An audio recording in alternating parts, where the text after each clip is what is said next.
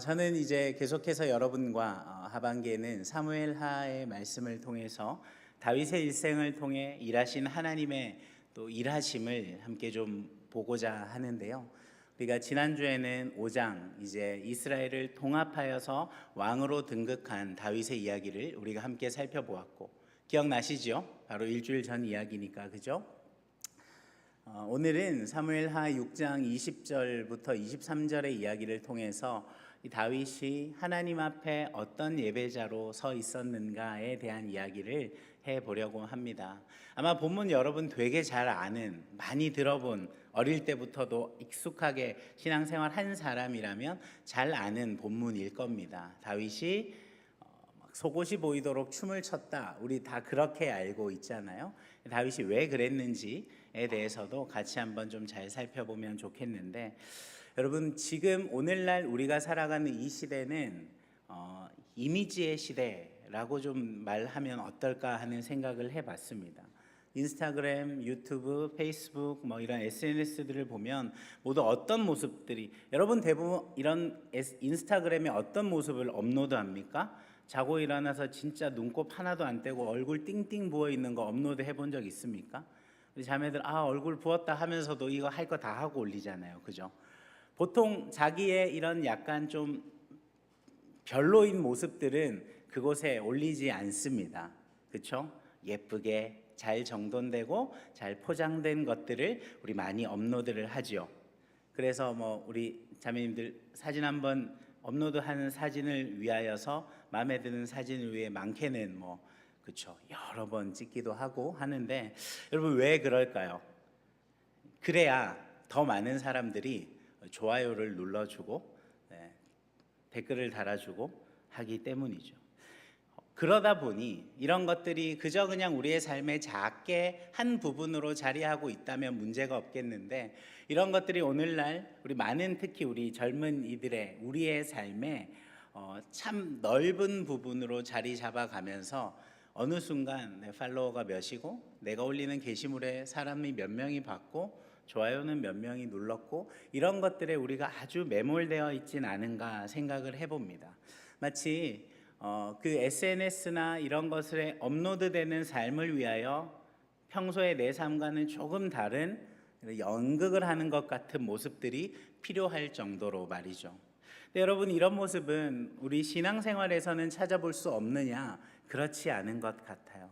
여러분 어떻습니까? 매 주일 아침, 토요일이 지나고 일요일, 우리는 주일이라 부르는 이날 아침이 되면 여러분 교회 올 때 어떻습니까? 지난 어제까지 나의 이런 모습들을 좀 다 정리정돈하고 숨기고 괜찮은 크리스찬, 좋은 크리스찬이라는 가면을 쓰고 장착하고 교회에 오지 않으십니까? 이거는 이제 돌아가신 저희 아버지 흉은 아닌데, 저희 아버지도 이제 전도를 받고 교회를 나가실 때 담배를 참 좋아하셨거든요. 그래도 그런 분이 주일날은 담배를 안 피시더라고요. 예배를 다녀와서 피시더라고요.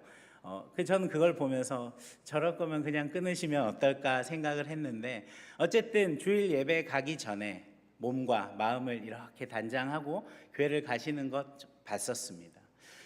어쩌면 우리는 그 주일날만 크리스찬이라는 이 역할, 명찰을 딱 달고 가면을 탁 쓰고 교회에 오진 않는가.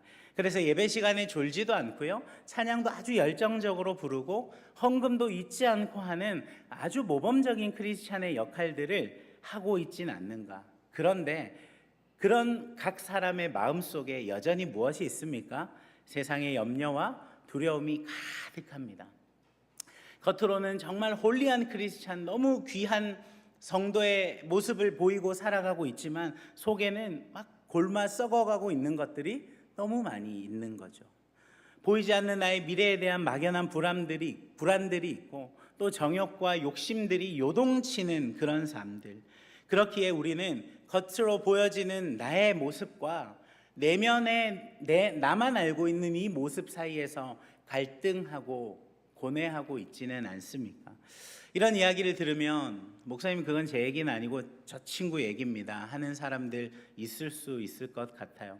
저는 정말 겉과 속이 신실한 크리스찬이거든요 하는 사람 속으로 그런 생각 하실 수도 있겠는데, 장담하는데 여러분 회개하십시오.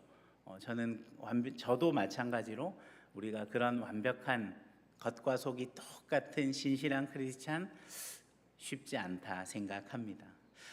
오늘 우리가 읽은 이 말씀은 이 문제에 대해서 우리에게 정면으로 이야기해 주는 내용입니다. 한쪽에는 왕의 채통을 모두 벗어 던지고 하나님 앞에 온 힘을 다해 춤을 추는 다윗이라는 사람이 있고, 그 반대편에는 왕의 위엄을 잃어버린 이 다윗을 바라보면서 차갑게 비웃고 있는 그의 아내 미갈이 있기 때문이죠. 이 충돌 가운데 하나님이 진정으로 우리에게 원하시는 것은 무엇인지를 우리가 말씀을 통해 같이 한번 살펴보면 좋겠습니다. 자, 오늘 이 말씀을 뚝 잘라 읽기 전에 우리가 꼭 알고 넘어가야 하는 부분이 있는데, 자, 여러분 왜 다윗이 이렇게 열정적으로 춤을 추고 아내가 비웃을 정도로 아우 남사스럽다 할 정도로 다윗이 즐거워했을까요? 그 배경을 우리가 이해해야 하는데, 이유가 무엇입니까? 이 법궤라고 하는 상자가 이스라엘로 그 수도로 돌아오고 있었기 때문입니다. 도대체 그 법궤가 뭐라고 말이죠. 다윗의 기쁨의 이유는 그 법궤가 이제 있어야 할 곳으로 돌아오고 있었기 때문인데요. 이 법궤 안에는 이스라엘 백성들이 광야에서 경험했던 하나님의 중요한 역사적 일하심의 증거물들이 들어 있었습니다. 우리 주일학교에서 교육 잘 받은 친구들, 법궤에 들어있던 세 개가 뭔지 아십니까? 혹시 맞출 수 있는 사람 있습니까? 아는데 약간 긴가민가해서 틀릴까 봐 부끄러워서 말을 못하죠, 그죠? 괜찮습니다, 여러분. 하나님만 아십니다. 자, 첫 번째 뭐가 있었을까요? 십계명이 기록된 두 돌판이 들어 있었습니다. 시내산에서 하나님께서 모세에게 직접 내려주신 이 두 돌판으로 이스라엘과 하나님을 향한 이 약속의 보증이 된 십계명의 돌판이 있었죠. 이것이 무엇을 의미합니까? 하나님께서 이스라엘의 왕이 되어주시고, 이 이스라엘은 하나님의 백성으로서 그분의 법에 순종해야 한다라는 것, 그 약속의 보증이 되는 것이 바로 이 십계명이 새겨진 두 돌판이었죠. 자, 그리고 또 무엇이 있었습니까? 만나, 정확히는 만나가 담긴 항아리가 있었죠. 자, 여러분이 만나는 무엇을 상징합니까? 이스라엘의 광야 40년 생활 가운데 하나님께서 그들을 굶기지 않으셨고 매일매일 그들의 삶을 채워주셨다라는 것을 상징하는 그 기념물이 되는 거죠. 그리고 마지막으로 하나 더 있던 것이 무엇일까요? 아론의 쌍난 지팡이가 들어 있었습니다. 아론이 누굽니까? 모세와 함께 이스라엘의 이 지도자로, 제사장으로 세워졌던 사람이죠. 그의 제사장의 권위를 인정하기 위해 하나님께서 마른 지팡이에 싹이 나게 하신 증거물이었습니다. 이는 하나님께서 정하신 지도자와 그 권위에 순종해야 한다라는 것을 증명하는 것이었죠. 자, 어쨌든 이 세 가지가 이 법궤 안에 들어 있었고, 이 세 가지의 기념물이 무엇을 상징합니까?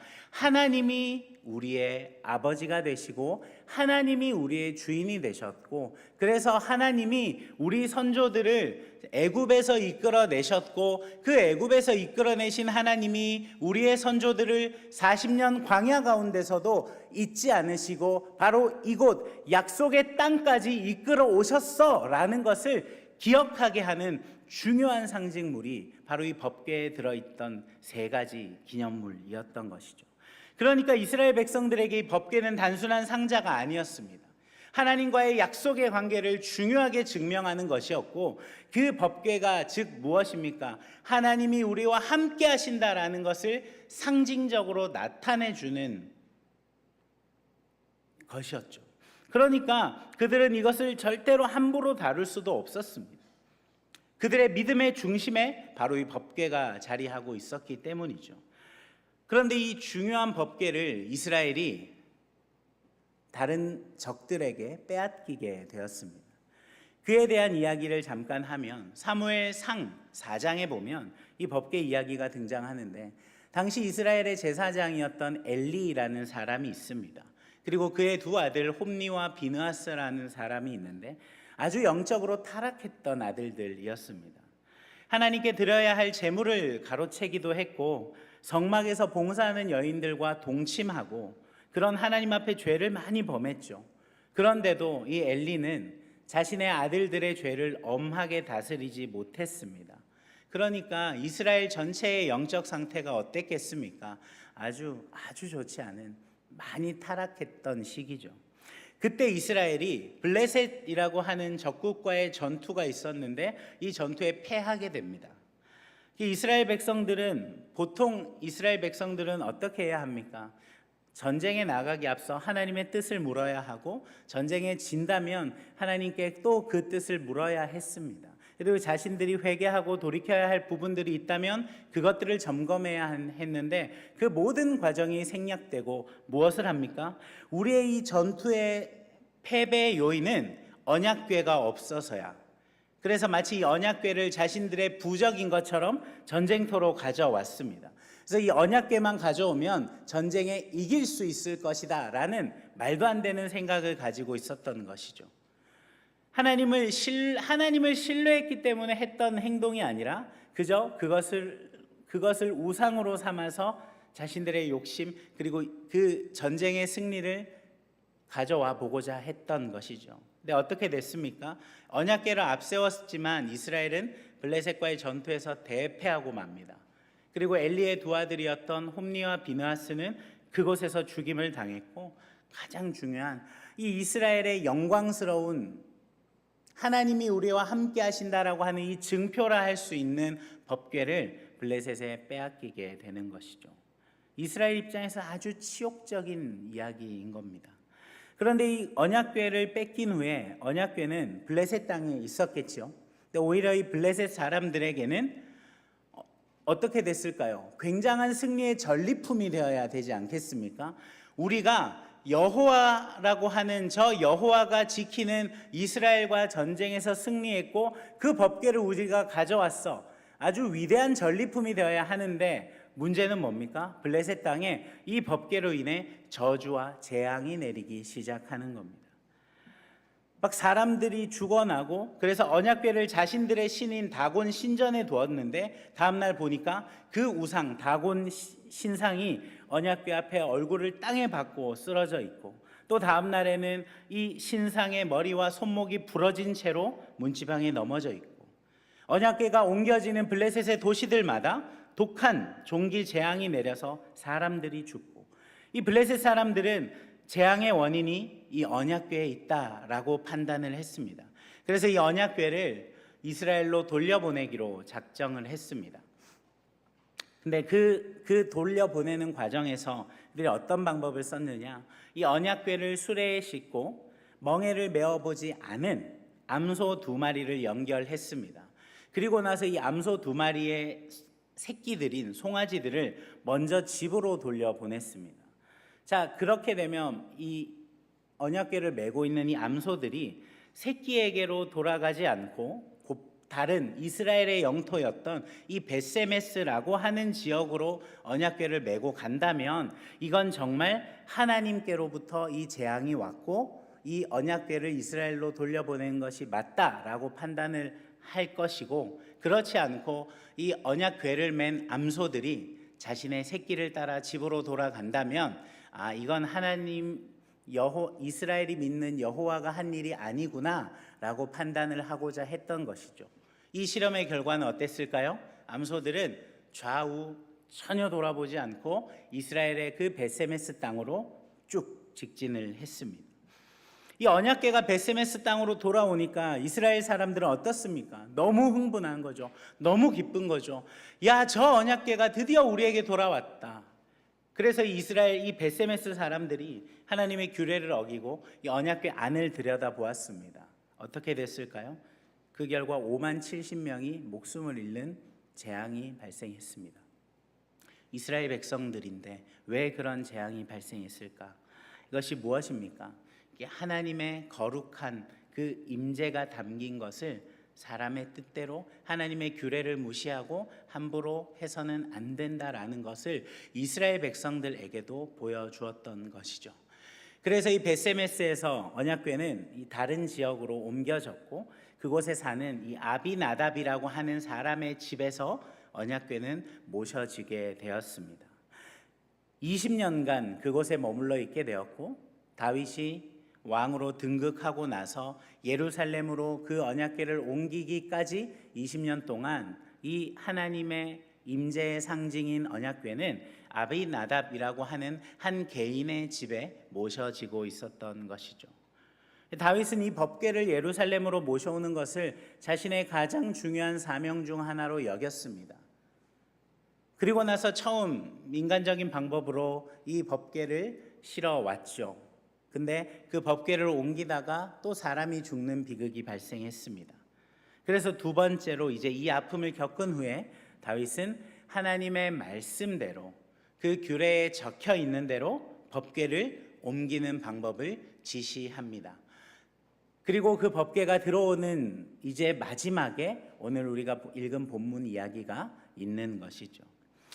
다윗은 하나님의 말씀대로 법궤를 제사장들이 어깨에 메고 오게 했습니다. 그 결과 어땠을까요? 두 번째 시도는 성공적이었습니다. 언약궤가 이스라엘로 무사히 들어올 수 있었던 것이죠. 다윗은 이 기쁨을 주체할 수 없었습니다. 이 언약궤가 예루살렘이 아닌 다른 민족에 있다는 것, 또 언약궤가 다른 이 지방의 한 개인의 집에 있다라는 건 이스라엘이 얼마나 영적으로 타락했고 그들이 실패했음을 보여주는 이야기인데, 그것이 이 예루살렘으로 돌아오고 있다라는 것. 이 감격 앞에서 다윗은 자신이 왕으로서 지켜야 할 채통과 위험들을 다 내려놓게 되었던 것이죠. 여러분, 다윗이 누구입니까? 왕입니다. 이스라엘을 이제 통합해서 이스라엘 전체를 다스리는 인정받은 왕으로 등극한 사람이었던 것이죠. 왕은 언제나 품위와 위엄을 유지해야 합니다. 그런데 다윗은 하나님 앞에서 그 모든 왕의 채통을 내려놓았습니다. 옷이 흐트러지고 먼지가 묻어도 상관하지 않았던 것이죠. 오직 하나님 앞에서 어린아이처럼 기뻐하고 싶었던 것, 다윗은 그것을 숨기지 않고 표현했습니다. 이것이 바로 다윗의 진정한 자기다움, 하나님 앞에 자신의 있는 그대로의 모습을 올려드리는 것이었던 거죠. 사랑하는 우리 청년 여러분, 저와 여러분에게 있어서 예배는 과연 무엇입니까?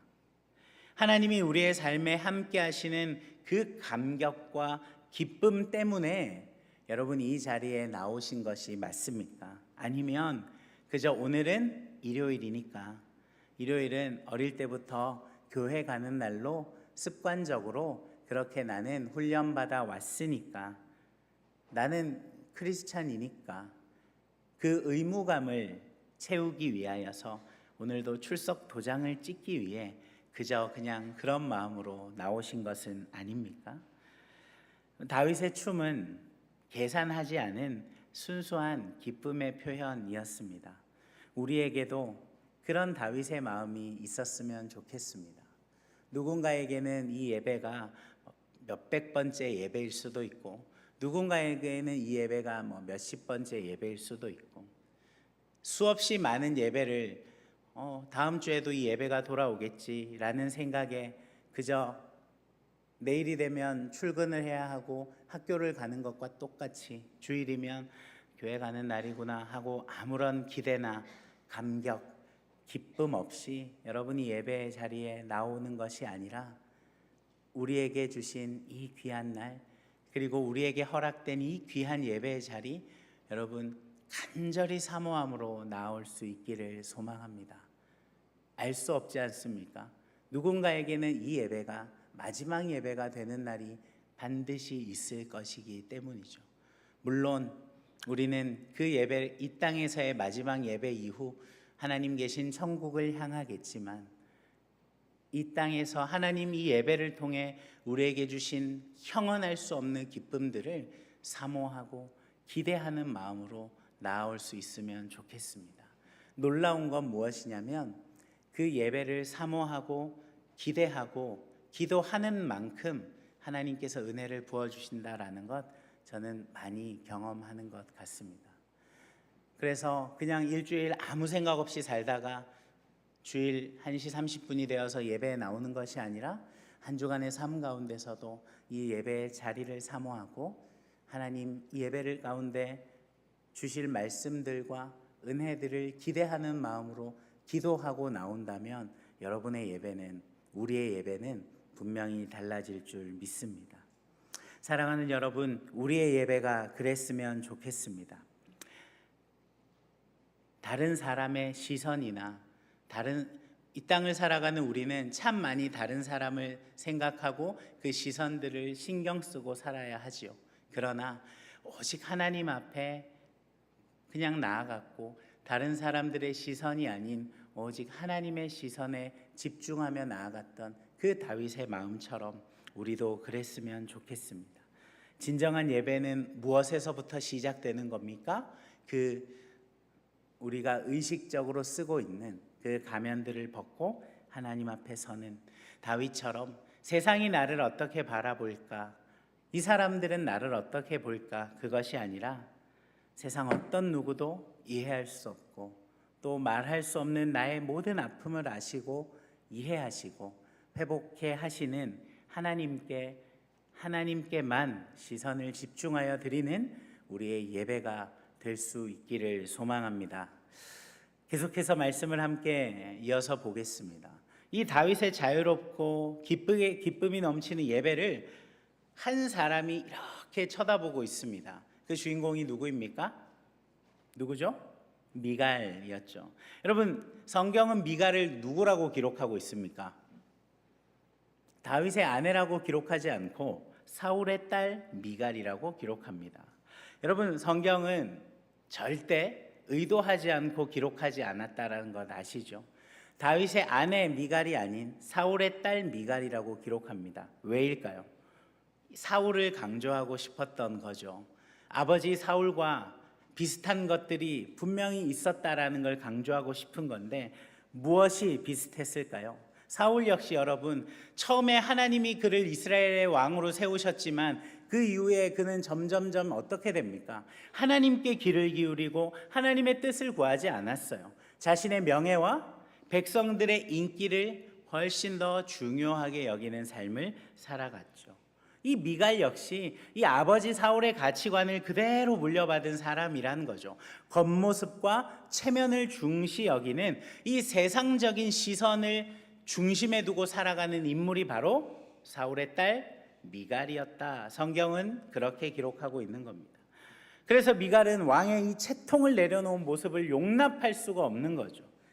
그녀의 비난은 아주 날카롭고 모욕적으로까지 들립니다. 성경 본문 20절은 그래서 이렇게 기록합니다. 다윗이 자기의 가족에게 축복하러 돌아오매 사울의 딸 미갈이 나와서 다윗을 맞으며 이르되 이스라엘 왕이 오늘 어떻게 영화로우신지 방탕한 자가 염치 없이 자기의 몸을 드러내는 것처럼 오늘 그의 신복의 계집종의 눈앞에서 몸을 드러내셨도다 하니, 여러분이 방탕한 자, 아주 경박하고 천박한 사람을 일컫는 말인데요. 그러니까 미갈은 뭐만 보고 있는 겁니까? 다윗의 진심은 보지 못하고 그저 다윗의 겉모습만 보고 있는 거죠. 그래서 다윗의 그 행동을 왕으로서의 품위를 잃어버린 행동이다, 아주 부끄러운 짓이다라고 단정짓고 있는 거죠. 그녀에게 중요한 건 뭡니까? 하나님의 시선, 하나님의 임재가 다시금 이스라엘에 임하는 그것이 아니라 왕의 위신과 체면이었던 것이죠. 미갈은 이 세상의 가치관을 대표하는 인물로 성경에서 부각되고 있는 것 같습니다. 미갈은 다윗의 옷이 흐트러질 정도로 추는 그 모습만을 보고 있던 거죠. 그러면서 다윗의 행동이 천박하다라고 판단했습니다. 그 속에 있는 하나님을 향한 뜨거운 사랑과 이 하나님의 임재를 나타내는 언약궤가 이스라엘에 다시 돌아오는 그것에 벅찬 감격과 감동을 느껴서 기쁨으로 춤추고 있는 다윗의 마음은 절대로 이해할 수 없었던 것이죠. 여러분, 하나님은 우리의 겉모습이 아니라 우리의 중심, 우리의 진실한 마음을 보고 계시는 분이라는 것 기억하십시오. 하나님께서 다윗을 왕으로 세우실 때에도 무엇이라 말씀하십니까? 나 여호와는 중심을 보느니라. 세상은 그가 왕으로서 얼마나 품위를 갖추었고 어떤 풍채를 가졌고 어떤 능력을 갖추었는지를 보겠지만 나 여호와는 그의 마음을 보느니라, 그의 중심을 보느니라. 그리고 하나님이 그 중심을 보고 선택하신 다윗은 그 하나님의 안목이 잘못되지 않았음을 보여주고 있는 것이죠. 중심의 고백. 사람들이 나의 모습을 어떻게 보고 판단하는지보다 훨씬 더 중요한 것이 무엇입니까? 하나님이 다시금 우리와 함께 해주신다. 그것으로 인해 내 삶에 찾아오는 감사와 감동과 기쁨에 집중하는 것이죠. 하나님도 우리에게 이런 모습을 원하시는 줄 믿습니다. 우리 스스로에게 나는 지금 어떤 마음으로 예배하고 있는가 한번 스스로 질문해 보시기를 바랍니다. 하나님 보시기에 저와 여러분, 우리 각자가 드리는 예배가 하나님이 여러분의 눈앞에서 여러분의 예배를 이렇게 면접관처럼 지켜보고 계신다면 하나님께서 기뻐하실 만한 예배 과연 우리가 드리고 있는가? 이렇게 일대 200명이 앉아 있는 것 같지만 여러분, 하나님은 우리 모두의 마음과 예배 모습을 다 아시는 분이잖아요. 하나님 보시기에 기쁨이 되는 예배, 하나님 앞에만 온전히 집중하여 드리는 예배 여러분 드리고 계십니까? 특별히 찬양하고 또 기도할 때 옆 사람이 내가 이런 막 박수를 치고 일어나서 찬양하면 나를 어떻게 생각할까? 막 우리 청년들에는 그런 모습들이 없죠. 제가 예전에 청소년 사역을 할 때 이제 여름 수련회를 준비하는데 그런 일이 있었습니다. 이 중등부는 대대로 저희가 이제 대구에서 사역을 할 때인데요, 양반 출신들이라서 절대 엉덩이를 들썩이지 않습니다.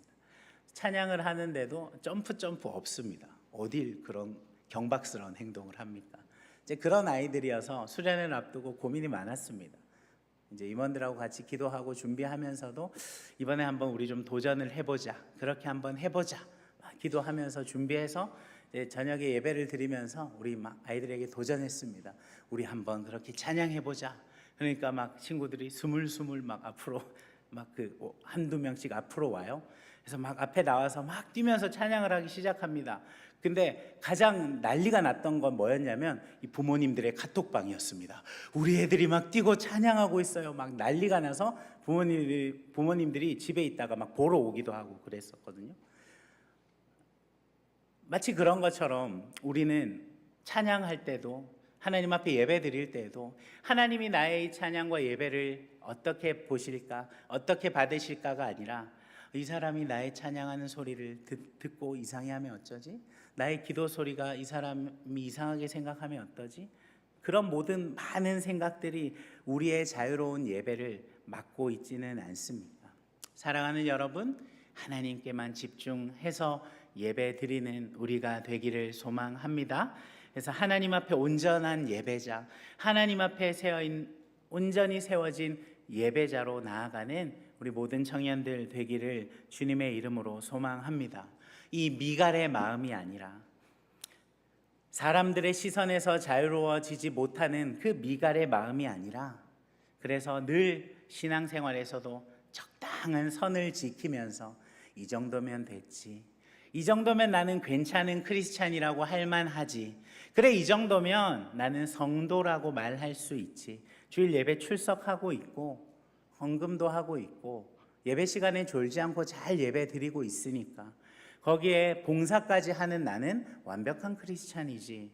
여러분, 그 정도의 선을 긋고 살아가는 삶이 아니라 예배의 주체가 되신 하나님, 그래서 적당히 괜찮은 예배, 적당히 괜찮은 성도로서의 삶이 아니라 하나님이 보시기에 만족할 만한 기쁨이 되는 예배, 하나님 보시기에 우리를 보시면서 기뻐하시는 그런 성도의 삶, 그 선을 넘어가는 성도의 삶 살아가시기를 주님의 이름으로 축복합니다.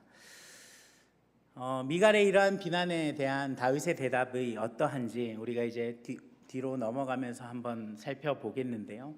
다윗은 미갈의 이러한 비난에 별다른 반박을 하지 않았습니다. 본문 21절 한번 띄워 주십시오. 같이 한번 읽어볼까요? 시작.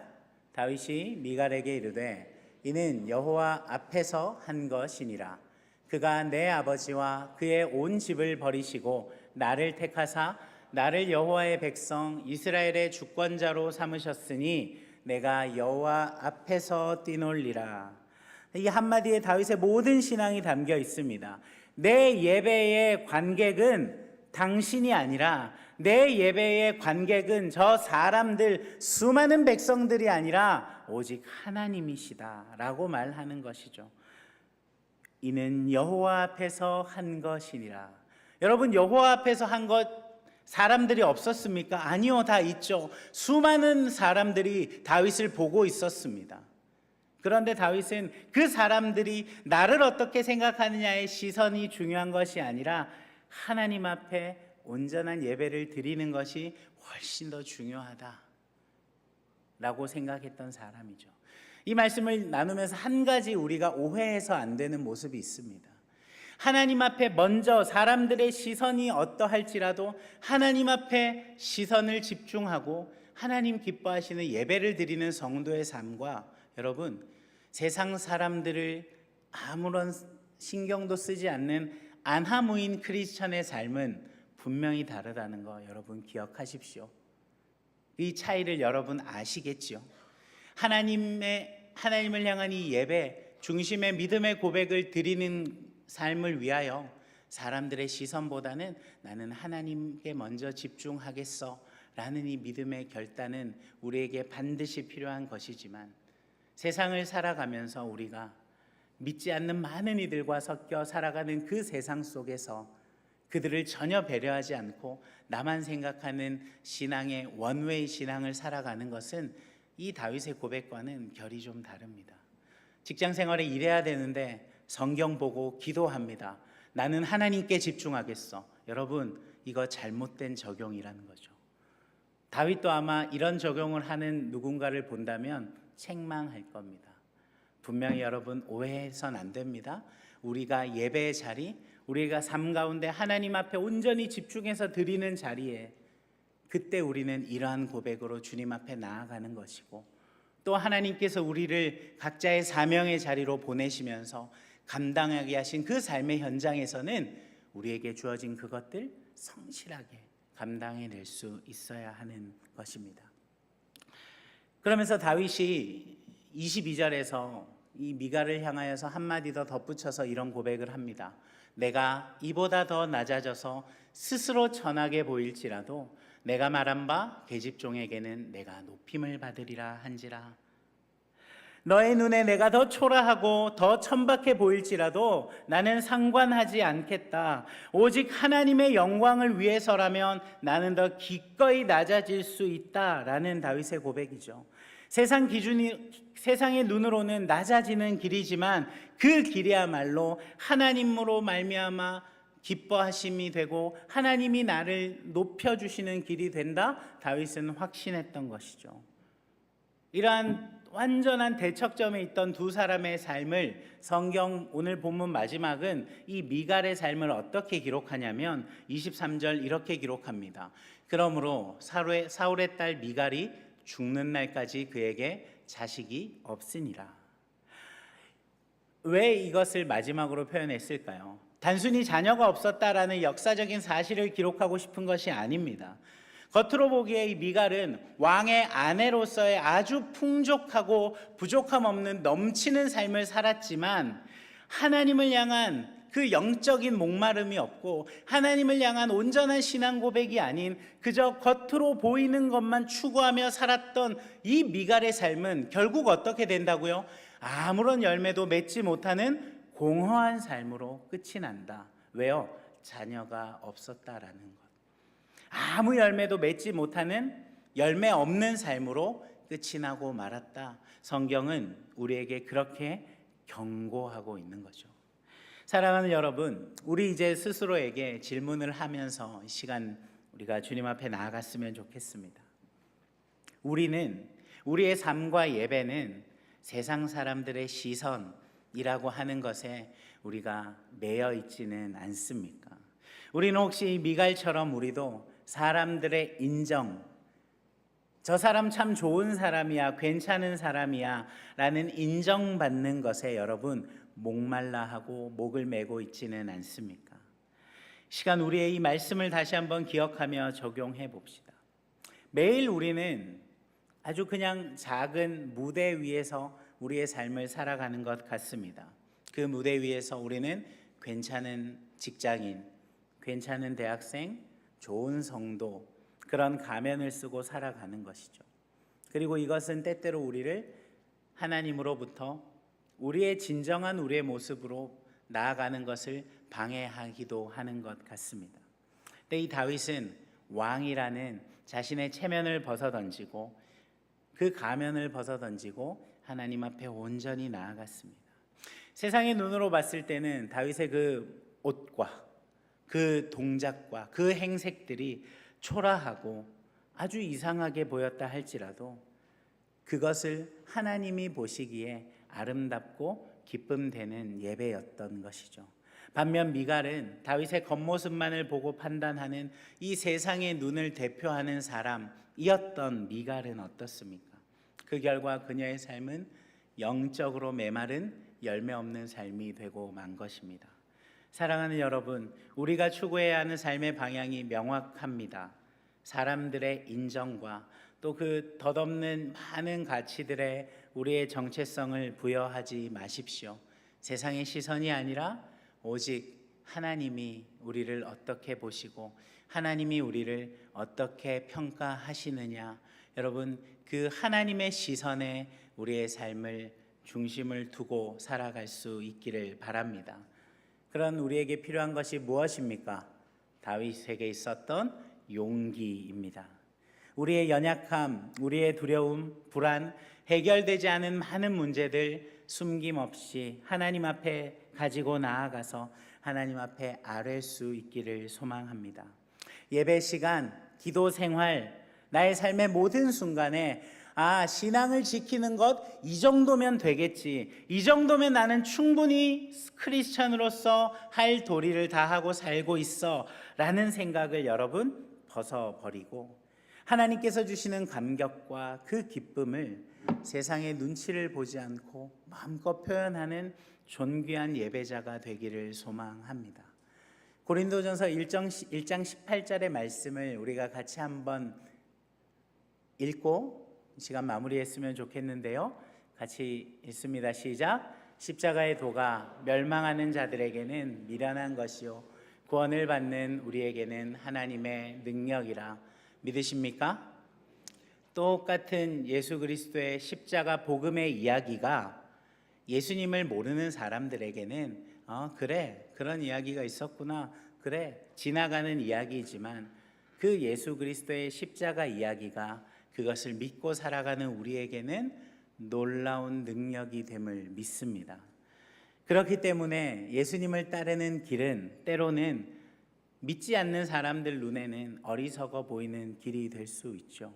아니 열심히 일했는데 왜 월급의 10분의 1을 헌금을 하는 거야? 왜 매주 돈을 내고 가서 예배를 드리는 거야? 이해할 수 없어. 당연히 이해할 수 없죠. 맞습니다.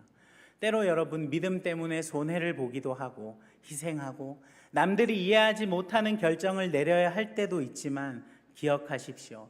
세상의 눈으로는 그것이 낮아지는 길 같아 보이지만 그 길이야말로 하나님께 높임 받는 진정한 영광의 길이라는 것 여러분 반드시 기억하십시오. 사랑하는 우리 서연의 청년 여러분, 오늘 예배를 마치고 우리의 삶으로 돌아가 우리가 마주했던 이 말씀들을 기억하면서 삶의 자리를 지켜나가시기 바랍니다. 그리고 스스로에게 이런 질문을 하면서 한 주를 살았으면 좋겠어요. 나는 지금 누구를 향해 춤추고 있는가? 여러분의 모든 삶이 오직 하나님 앞에서 드려지는 이 다윗의 춤이 되기를 바랍니다.